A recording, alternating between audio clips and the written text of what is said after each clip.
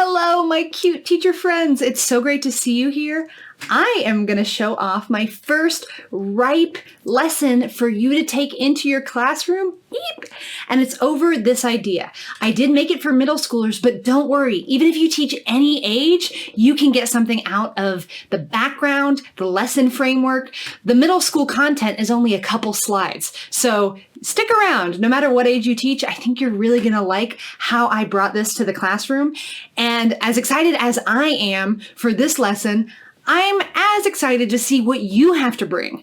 Teaching is an art, and this is my art to show off, but what's yours? There are going to be opportunities throughout this video where I show you where you can contribute your ideas because those matter just as much to me. And as excited as I am to show this off, I'm just as excited to work with you collectively and make these ideas as powerful in the classroom as possible. So, let's dive into science as a power that all humans have. Whoop, bumped myself there a little bit. Okay. All right, so we're turning this into a middle school lesson. Let's see how I do it.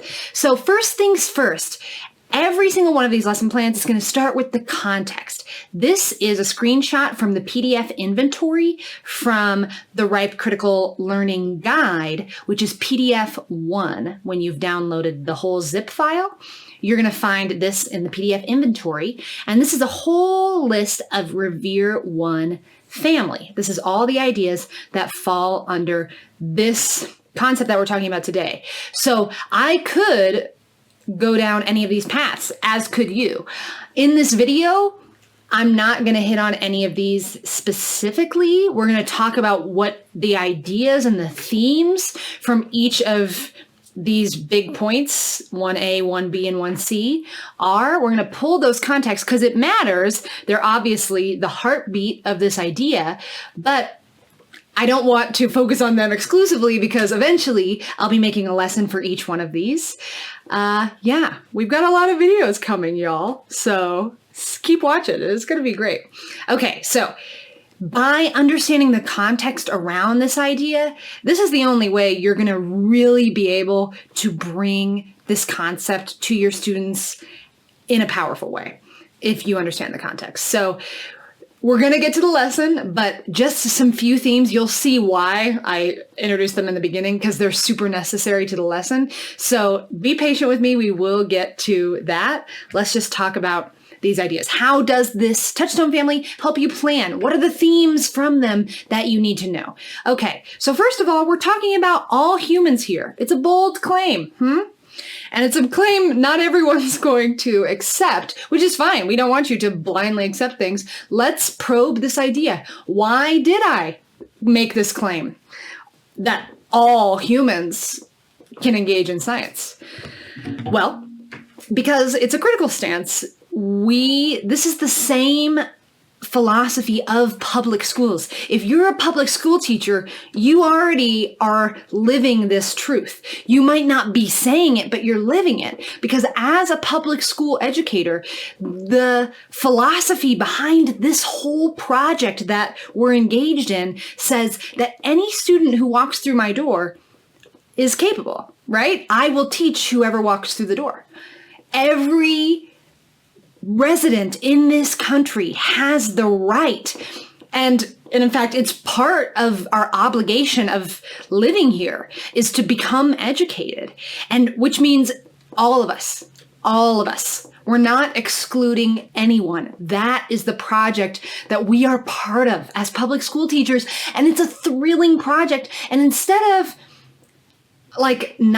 we've kind of let that idea sit in the shadows. Critical education is here to bring it to the forefront and say, hey, this thing that we're already doing, we need to talk about it. We need to make it explicit because having it hanging in the background, it's not doing us any good. I mean, yeah, we're doing it, but if we're not letting the kids know, our students know that that's what we're doing here, that you all are capable. Oh, man.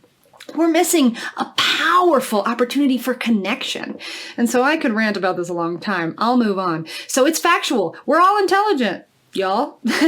We're an intelligent species. So yeah, and we're scientific. I didn't put it in here. I need to. I'll add it somewhere. But the National Science Foundation recently had a study that shows all babies are analyzing statistics, doing calculations as much as scientists do. Okay? Babies. Which means human babies, have been doing this throughout time. We are a scientific species. So we'll dive into what that means. What does it mean to be scientific? Hold on to your pants. Let's start with this important thing that you're already doing, okay? So it's also humanizing, right? We're bringing everyone in. Man, this is an exciting project to be part of.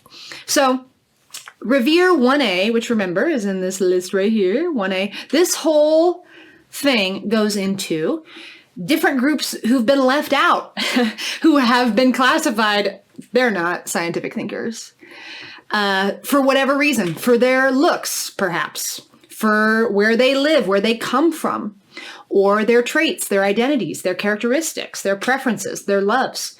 So people have been left out. And don't worry, when we get to lessons over those, we'll explore each of these categories and how you can talk about this in your classroom, because Revere 1A, let me read it to you. It's not saying humans have been mean to each other. And like, yeah, we can go into how we haven't been living this truth that all humans are scientists and that we're all scientific thinkers.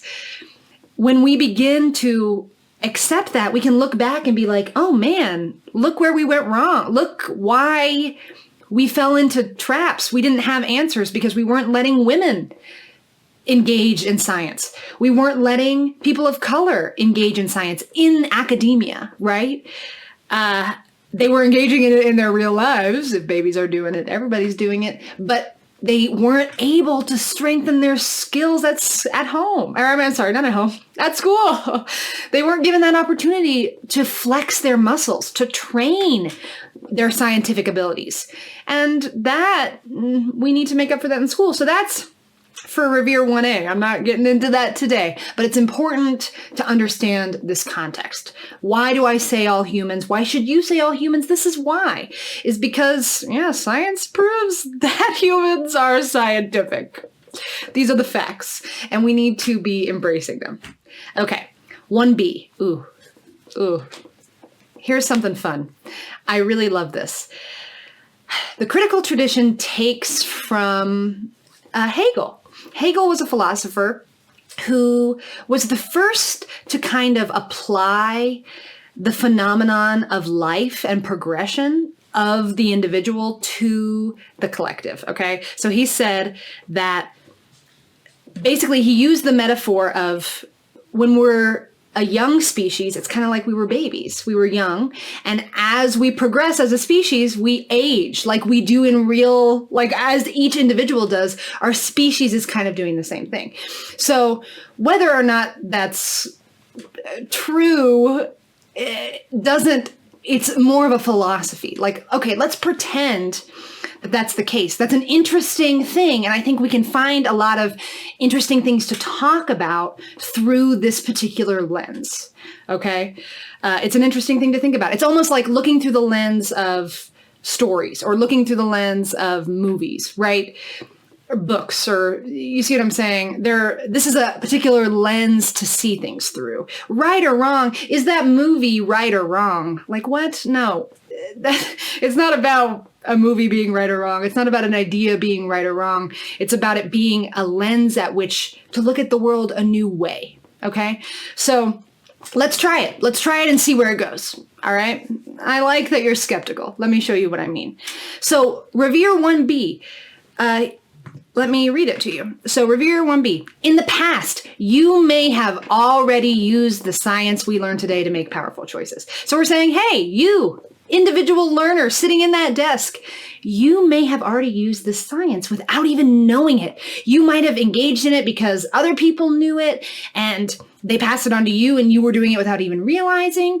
Or maybe you came to this scientific discovery on your own, and maybe you didn't have the tools or the understanding to grasp it, but maybe you were doing this science already. And I think we can find a lot of examples of that, right? Again, if babies are doing science, we're all doing science. So we're saying in the past, you were a scientist. Right now, you might have, what does it say? Revere 2. You might have powerful thinking habits that have been shaped by this science. So like, oh my gosh, I guess I did build conclusions that I'm at now off that idea without even realizing that I was stepping on this idea. So that's an interesting thing to probe, right, in the individual.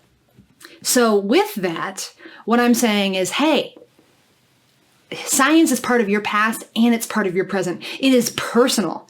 It is part of you. And guess what? That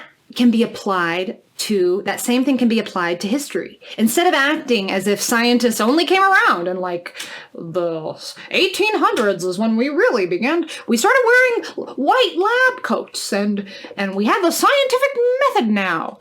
No, let's probe the past. Let's do the exact same thing that we do with individuals with the human species as a whole. Let's not put it in this box of science only looks like this. Let's open that box and explore as if we're all scientists, because we are. And as if we progress, let's look at early species, our early chapters as a species. And where's the science there? What science can we discover in the past that ancient peoples were engaging in? Oh man. So not only do we empower students on a personal level, but we can look back and say, look at your ancestors. They were smart too. You are in this great line of intelligent thinkers, and you're part of this story. Your ancestors were intelligent, and so are you. And you have the power for science. And now look at think about the way we would be engaging with school with this idea of, oh my gosh, science is part of me.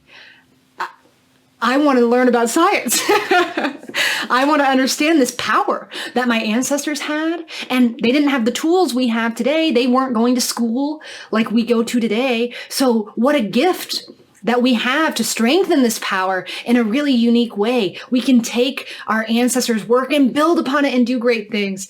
I'll stop here, but it's exciting. So there's 1B. And the last one before we dive into the lesson. I told you this stuff was good. It was worth it, right? Okay, now let's get to this science thing. What the heck? I'm saying everybody does it. Babies are doing it. Ancient peoples are doing it. Okay, you've shucking up my idea of science. I'll let go of the lab coats. What does science as a power mean? Okay, that is Revere 1C for science. And remember, this is science. I have other subjects too, which we'll be going into. But even if you're not a science teacher, I think you could probably get something from this lesson because it applies to whatever you teach. It applies to language. We've always had language as a species, as far as we know. Well, that's probably when we became whatever we are, is when we got language, because it offered us a new tool to talk about our power, and so then enhance our power. You can do this about math. We're also a mathematical species. We're also historical. For my history teachers out there, history is a little different of a capacity. It's not a tool in the same sense, but we'll be doing a history lesson next week, so stick around for that. Okay, so what is science? Get to the point. Science, and this is my definition that I've pulled trying to make the greatest categories to really open up what it is. And here's what I think it is. And I'm not a scientist, okay? I've studied some stuff. I've taken this idea of ethnomathematics, which says all cultures are mathematical, and I've applied it to science. So I'm doing ethno-science right now. So, and this is how I've done it. So science is using knowledge to organize ways to observe, investigate, explain, and recreate patterns in the world. So we've got 4 verbs here: observe, investigate, explain, and recreate.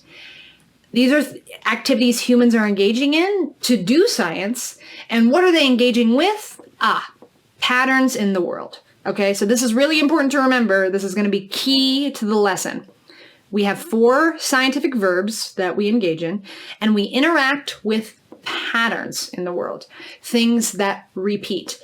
I forget where I heard it, but the Greeks had this sense of order. The ancient Greeks had this sense of order because you can only study a world if there is some sense of order, and not if it's complete chaos, if nothing lined up, if there were no patterns, in other words, we'd be lost. There would be nothing to study. It would be complete chaos.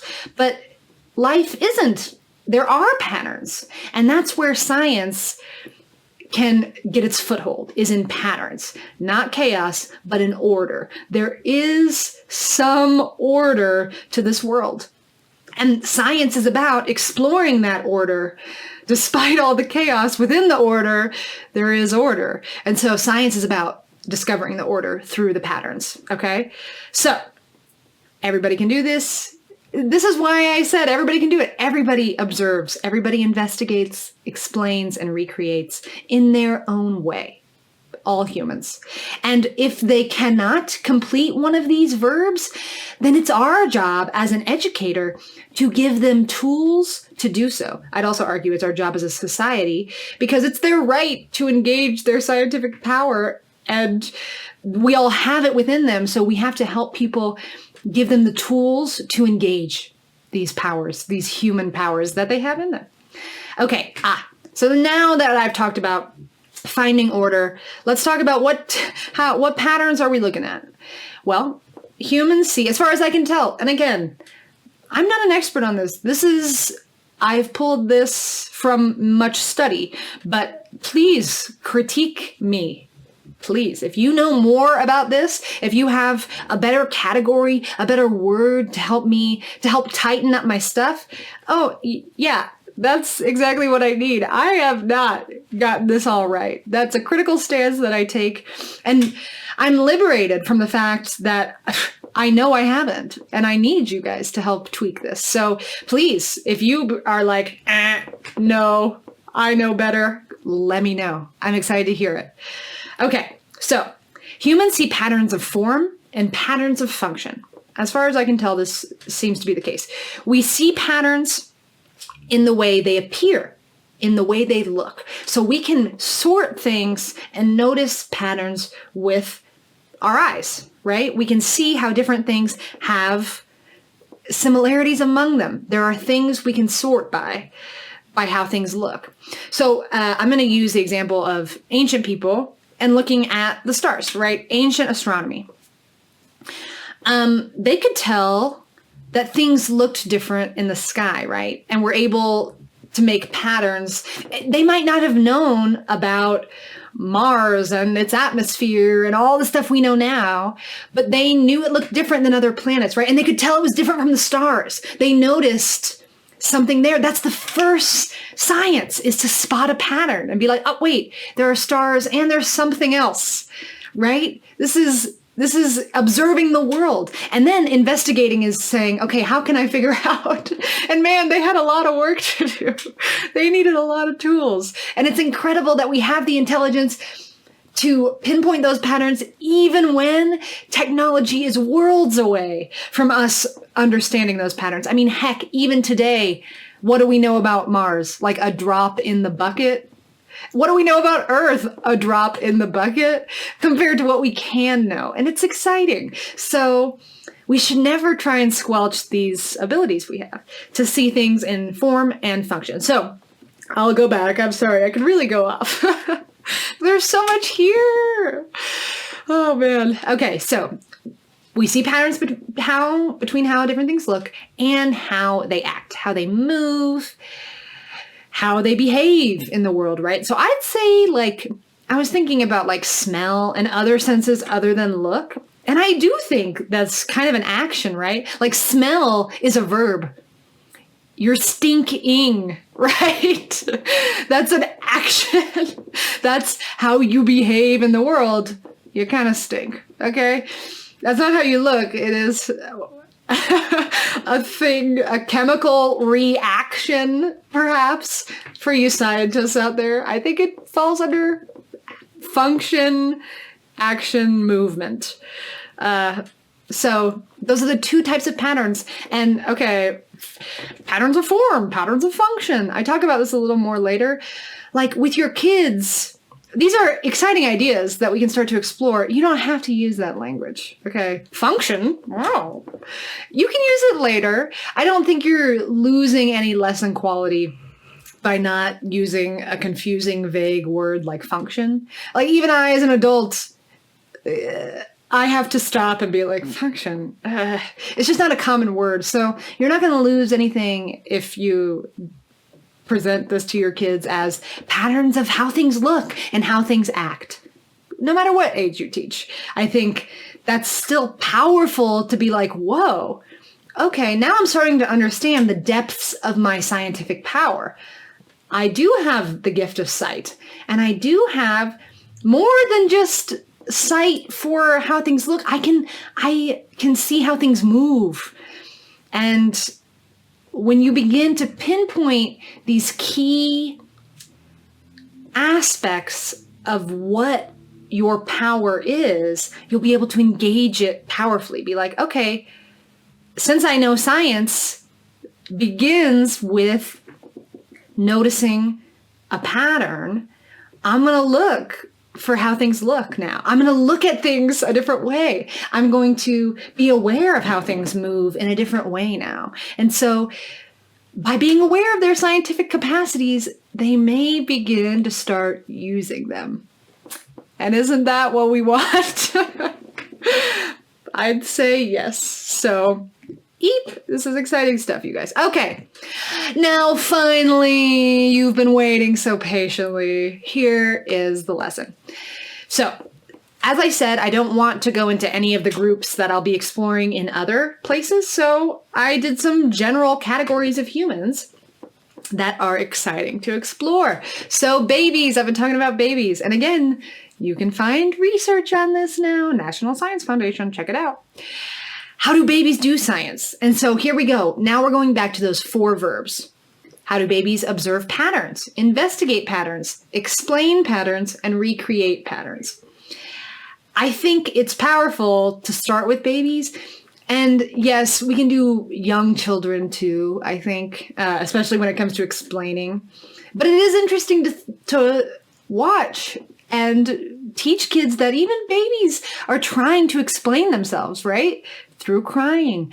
I learned recently that their little kicks and stuff, the way their little bodies just, spasm. It isn't spasms. They're trying to communicate with you. Like Zoidberg, for all you Futurama folks, when he dances and stuff and he communicates through dancing.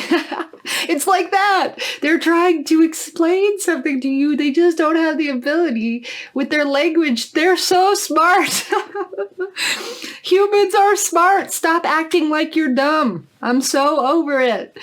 Oy. Okay, so yeah, babies are trying to explain patterns. They are, in the only ways they know how. And, these questions are less about discovering research on how babies explain and more about, look how smart you've always been.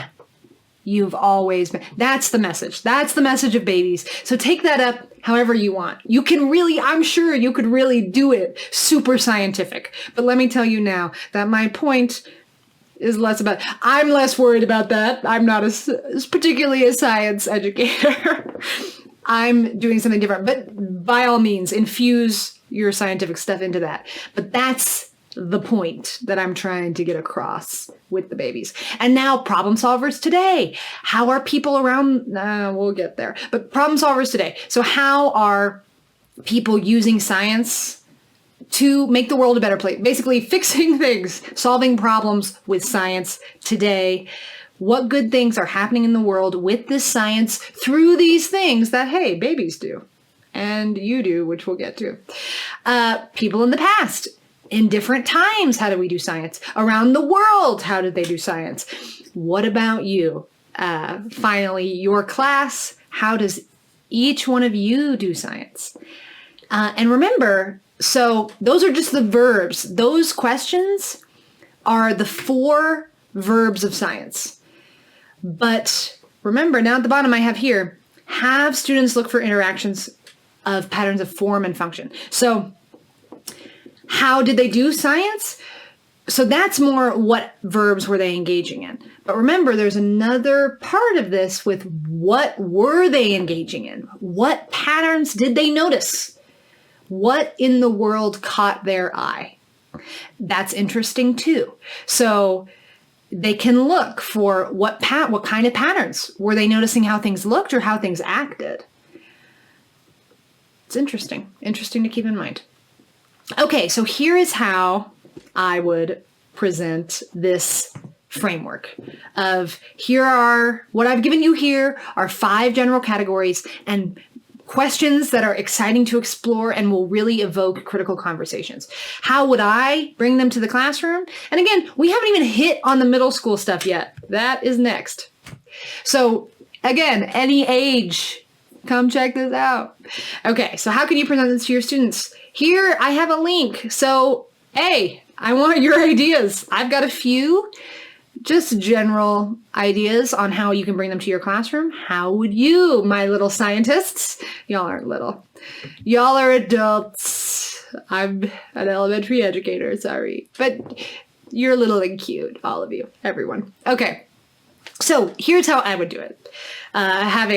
Knowing this RIPE system, I would do it like this. If I was a science teacher, the first week of school, I would take time. To have a critical pause. Ba-bam. I would take the time to pause and have my discussion and say, whoop, boop, boop. Let's stop and talk about why this. Why this? Yes, why this indeed? Why this? So that's what I would do every day if I was a middle school teacher or any teacher teaching science. I would do this. Pause and have a conversation with my class in lots of ways. We could do small groups. We could do whole group. We could do small groups where everybody gets a different group of people to explore. Some of them get babies. Some of them get people around the world, or everybody can be assigned the same one and we work in groups. Oh, let's all do babies. Let's figure out the ways babies do science. And then your whole class is focused on this one thing, right? So that's one way you could do it. You could turn it into writing prompts, research projects, etc. But I would stop, have the conversation with your students in whatever way you choose. But I would do it. This is really the order that I would go in. I would start with babies because if babies are scientists, that's it, game over. And on the first day of school, I just really like that idea of showing up at the first day of school and being like, yeah, man, you've been smart this whole time. I really like that. I think that's the perfect red carpet to roll out to your students. Be like, psst, yeah, this is an empowering place for you to realize you've always been intelligent ever since you were a little thing. Okay, that's empowering. And I think a whole generation of kids seeing babies like this would be, wow, I think they'd respect people younger than them. I don't know. I think that's an exciting possibility of seeing people younger than us not as ignorant or dumber, but also as intelligent and just in need of tools, right? I don't know. Exciting. So Monday I do history, Monday I do babies, Tuesday I do history, because again, here's that metaphor of applying the individual human life to the species life. So, okay, we start with babies because I could have done it the other way. I could have started with history first, but history is like my favorite thing, but hard to get people excited about. From our the current way we've been presenting it, from what your kids will have already know about history, dead people, What even are dead people? Before my time, who cares? Kids are living in the moment.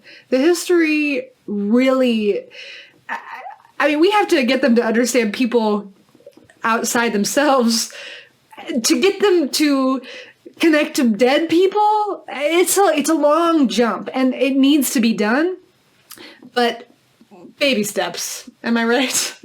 So I start with babies, and then I apply that metaphor of baby humans. Baby humans. Our ancestors. Really, are they baby humans, or are they our great grandparents? Somehow both. Isn't that crazy?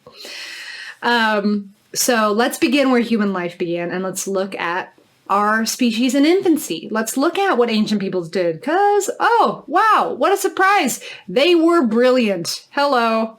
That's exciting. What science is in our shared past? Ooh, I love it. I love it. Okay, and then we shift. Okay, so we've always been doing science. How are we using that science today? Our ancestors were brilliant. Today we're going to talk about how we're continuing that brilliance and making the world a better place by solving problems. Come on. All right, now we're getting empowered. Tomorrow, okay, so we've looked at problem solvers, problems that we're familiar with, right? Problems that students in your community will understand. I want you to start with those relevant things, because start with their neighborhoods, start with issues in their communities, problems they understand, and science that's being used to solve problems close to home. Start with what they know. It's the same as history, where we got to take baby steps. It's hard to make those connections to problems outside of your own. Start with the home. Start close to home. Because don't worry, tomorrow we're going around the world. We're going to explore different cultures now.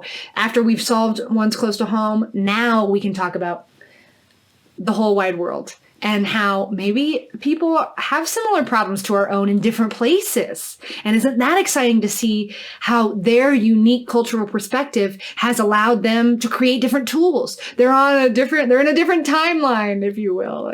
They're in a different universe because they just did different things. They took a different path, and they have different tools now. And isn't that exciting? Maybe their tools can be applied to our tools. There's so much to explore there, but really that's about cultural awareness and opening ourselves up to the world and making that a priority, because as much as hitting close to home is important, we also need to be uplifting other things that aren't close to home, because who knows where their hearts are. Their hearts might be in this situation, right? But their hearts might long to be in another. So we've got to show them as much of the world as we can. So these both matter.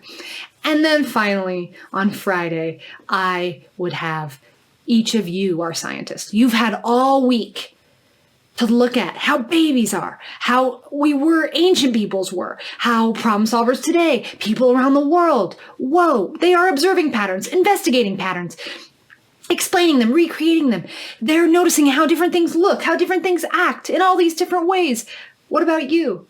What about you? You've had all week. I could even see this becoming a essay or, a homework assignment over the weekend, and maybe talk to your parents about how they've noticed you engage in these activities. In my dream head, kids are excited for that homework assignment all weekend. They can't wait to get back to school, to get back to science class, because they're a scientist. They've learned about this history all in the first week. And of course, this would be a little spurts. Man, this could be a whole 5-week long project. You could stretch this out. You could do this in all sorts of ways. But I think, whoa, first week of school, super powerful to end the week by saying, you're part of this whole science thing, and you being here is part of our whole human story, but it's also here for you. You are a scientist. You can be more powerful through science. Science isn't just some class that you have to bring your binder to and take notes and blah, blah, blah, blah, blah. Science is a power in you that you can begin to strengthen in this class. Come on. Mic drop. All right. This is good stuff. Okay, I forgot. There's still a whole thing left. So now I'm moving in. But anybody could use this. So it's pretty good. Okay. Now, middle school content. 6th through 8th grade. I found a topic that is important to all 3 of these grades, and I think age appropriate for all 3, which is the scientific method. So I think it would be interesting. Well, of course, you normally do start the year with this somewhere in the beginning, so it's good for that first week of school kind of thing. I think it would be interesting. When did the scientific method come about? Who were the people behind it? There's so much just in that of pre-scientific method and post-scientific method. The way we've looked at science has certainly changed, but we're still engaging in the same activities. Isn't that interesting? Okay, so the scientific method is pretty exciting because I was able to sort them into my 4 categories. So I'm feeling pretty good, scientists, about my 4 categories because they work. What categories could you make up about science that would also work? Who knows? And again, speaking of interpretation, that's what I say here is I've also sorted these 8 steps of the scientific method into my 4 categories of what I've made a critical definition of science. My ripe definition. This is my interpretation of where they go, but I don't know. What do you think? What do they think? It's a conversation. It's not a yes or no, right or wrong. What an interesting approach. Anyway, okay, so we sort the 8 steps into my 4 categories. And then we can begin to ask more age-appropriate questions. So these questions, let me go back. These questions, how do problem solvers observe patterns, investigate them, explain them, recreate them? Those are pretty vague verbs, which can be powerful, definitely, but let's get more specific.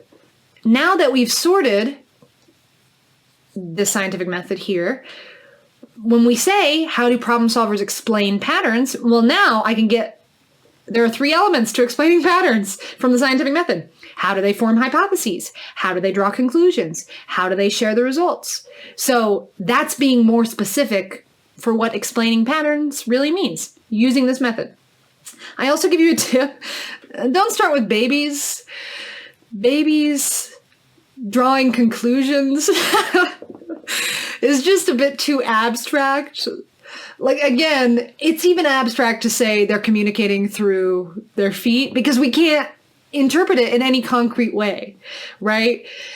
We can't really draw any conclusions about how babies draw conclusions. I mean, we can, but it's pretty abstract. Like, I saw it in their eye, which is real. I'm not saying it's not real. It's just kind of vague. So go for it if you want, but I can't find a way in where babies test their hypotheses, which, yes, toddlers do that. They do these things. I'm not saying they don't. It's just going to be a little harder. Not impossible. So go for it. Share what you did. How did you make it more possible? Maybe I need to be a little more imaginative. Maybe I'm not strengthening my imagine muscles enough. So who's got a better imagination than me? Someone definitely does. Okay, so this is a little complicated, right? We're putting one new method into this other new method. I'm like, what are these categories? What are they meaningful to me for? It can get a little confusing. So here's how I would do it. Maybe on a poster board or a whiteboard, I would have them list out the 4 questions with those verbs. Whatever group of people you chose. Is it people in the past? Is it problem solvers today? Etc. How do they observe, investigate, explain, and recreate? I would have them write that out, and then I would have them draw out the scientific method from there, where they can get more specific. So now they can add the group, the people that you're discussing, the people from the past, How did people in the past make observations? How did people in the past draw conclusions? How did they share their results? How did they test hypotheses, right? So now we can get a little more specific. So I think this organization, and again, a critique me, but I think here you could draw off, and now, okay, now we've got the meat of what we can talk about right in front of us. Also, all of these questions start with the word how. Let's talk about how. How can be answered in two ways, as far as I can tell. You can answer, how did people do science in different times? By answering one, general, and two, specific. So general would be like what I've been doing this whole time, which is general verbs: investigate, observe, recreate, etc. So what verbs were people engaging in? For example, I would say in ancient times, some early scientists was agriculture, right? They had to discover, if I plant this seed, something grows. So there was order to the chaos in the world. They recognized there was cause and effect here between actions. If they did something, if there were actions taken, patterns would come from that, right? So they would investigate. So how did they search for answers, right? Are we going to know exactly the method that they took to discover? Probably not. How they figured out that moment of like, oh my gosh, we planted this here. I did this, We're not going to know exactly, but we can come up with verbs, right? We may not be able to answer how in the second way of like in 1300 AD or whatever, they, in the region of Israel, they did this and that. Okay?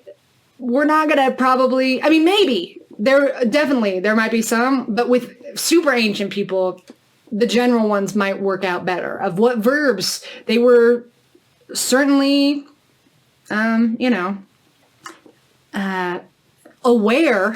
They definitely were aware of their environment in some ways. So I know if you do some digging, people other than me who have a lot more expertise, I'm just pulling this out of my general, very general, not specific knowledge. They had an awareness of their environment. What ways did they have an awareness of their environment? Okay, all right, we can definitely, that's a general thing that we know that scientific people were engaging in.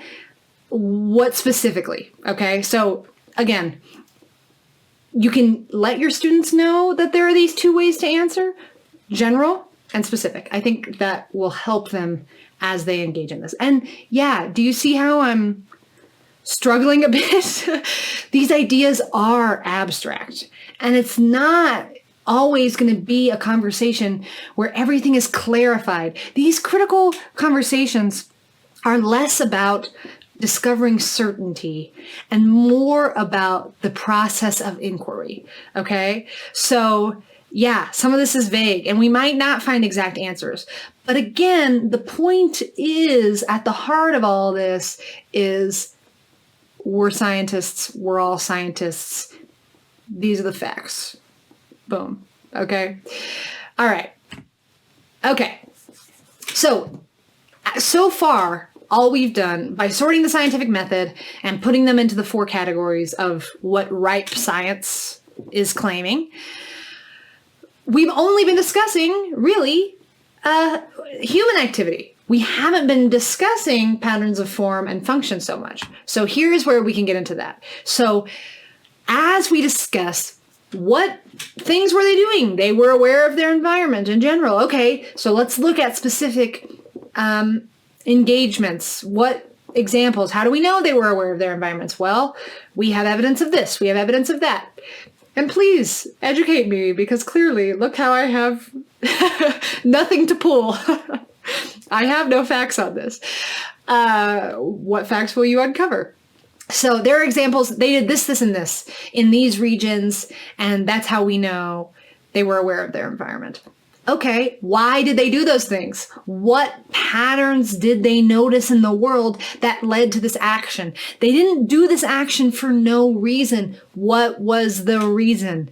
What drew them in because, okay, now we're shifting the conversation from look what humans can do, aka what you can do, to what in the world can you do this with? What in your environment will evoke a scientific response from you? So that's now where we're shifting. So kids can say, okay, I have this power. When do I use it? Under what circumstances? Aha. That's what this is about.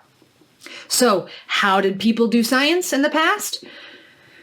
They did these things because they noticed patterns of form. They noticed how things looked and appeared. There was some verb they could engage in that let them understand this pattern of appearance better.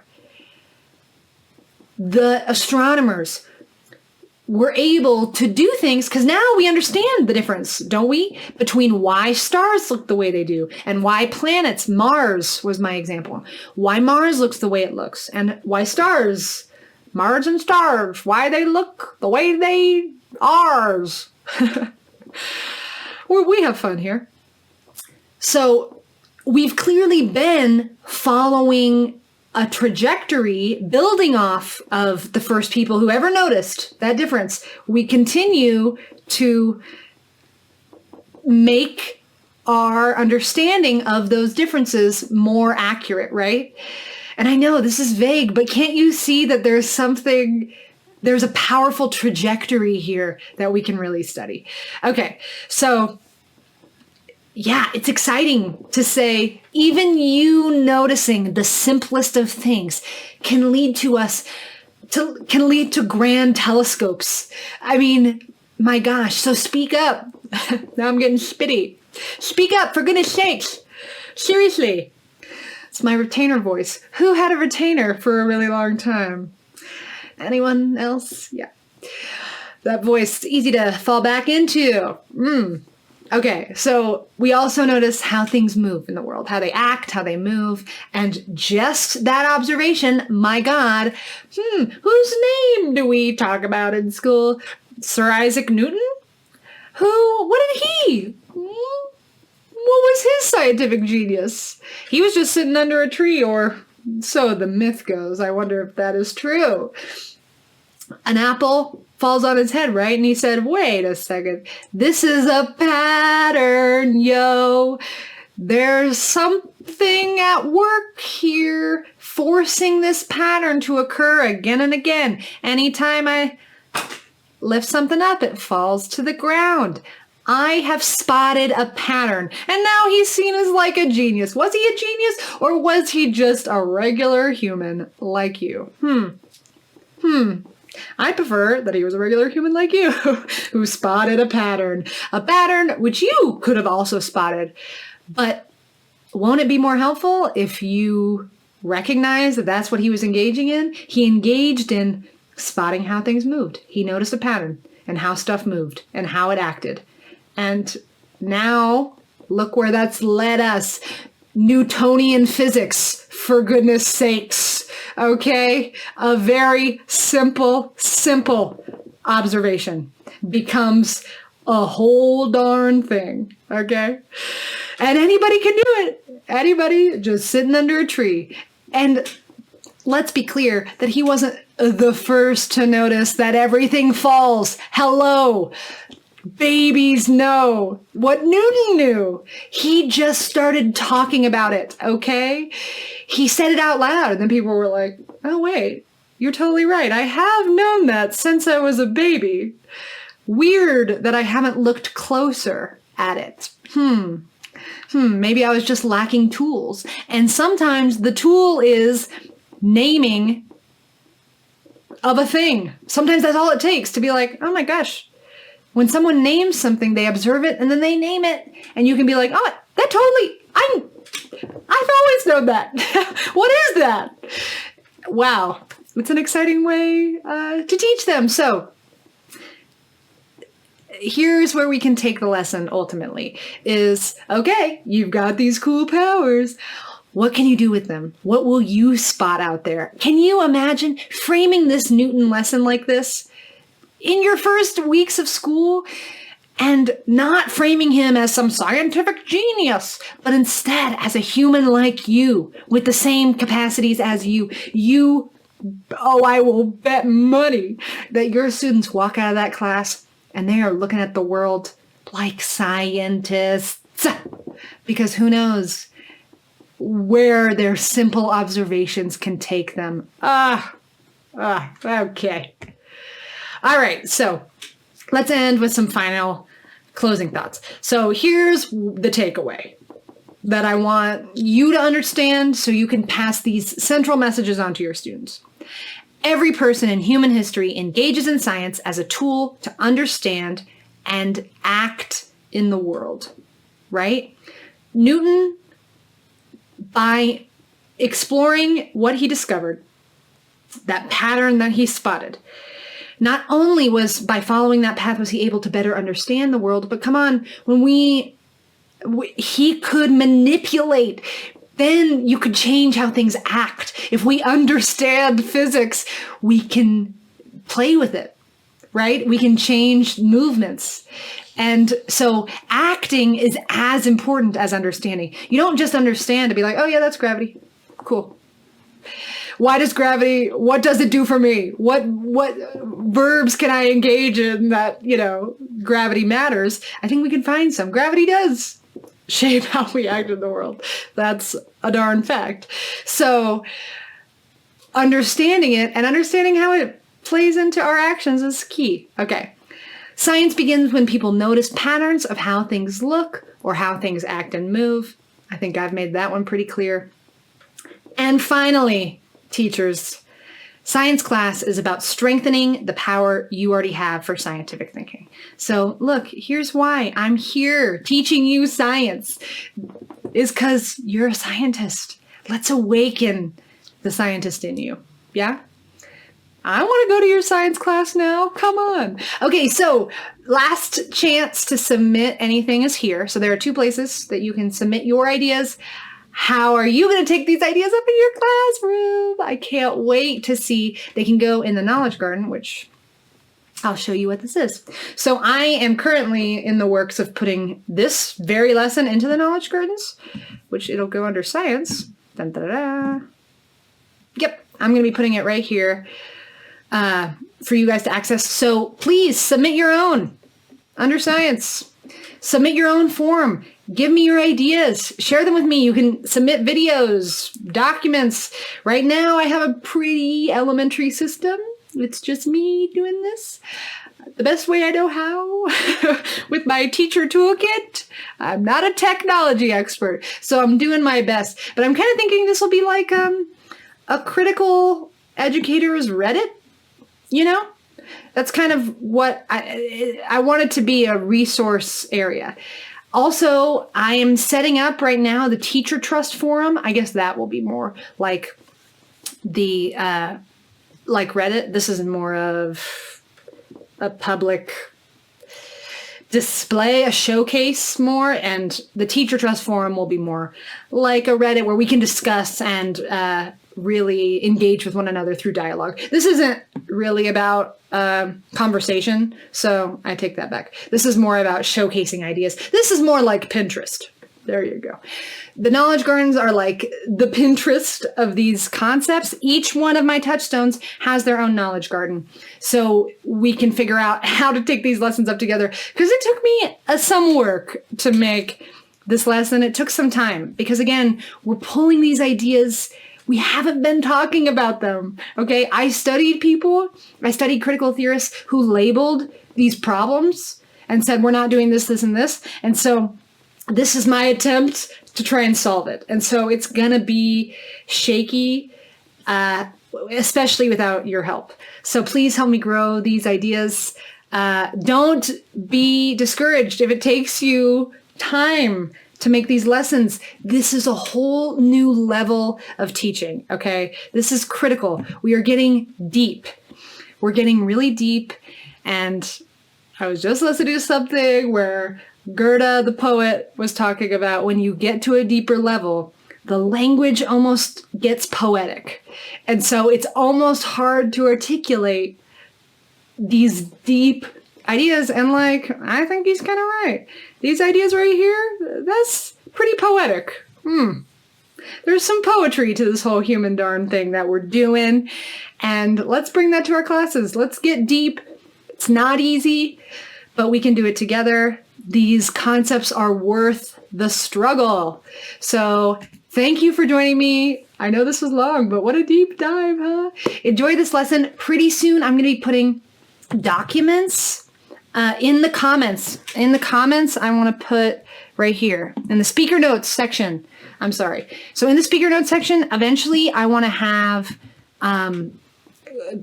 printables. So like you could easily cut out the scientific method and make your sorting pages, whatever. So eventually I will be doing that too. So not only will I have these slides for you, but also actual resources that you can use so that things can become really quick or quicker for you for prep. But I need help. I need help. Please share my Patreon with other teachers. For as low as $1.50 a month, you get access to all these ideas.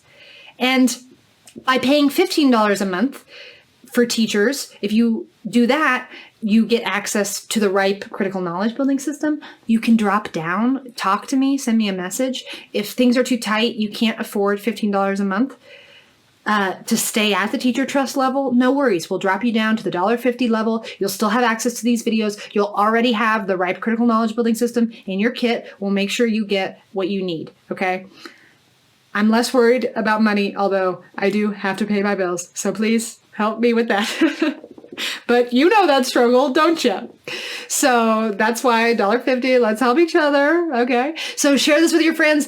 I will need resources. I need more time. There's so many videos I want to make, so many lessons, and so many little details that I want to make these lessons really applicable and usable and great for you. So please, please, please, I need more hands. I need more help, so I need more funds. Unfortunately, that is the current state of our reality. So please share with your friends. They can sign up for a cheap level and have access to all this. It'll be dope. So thanks so much for joining me. Thanks so much for being a supporter. Wow. I hope that what I am giving you is worth the cost of supporting me. And I hope that I, in turn, can support you with my work. That's really why I'm here. So thank you so much for being here and doing this lesson with me. You guys rock. This is my first one, so I'm really thrilled about it. I'll stop the video now and stop talking. But thank you, thank you, thank you. You're the best.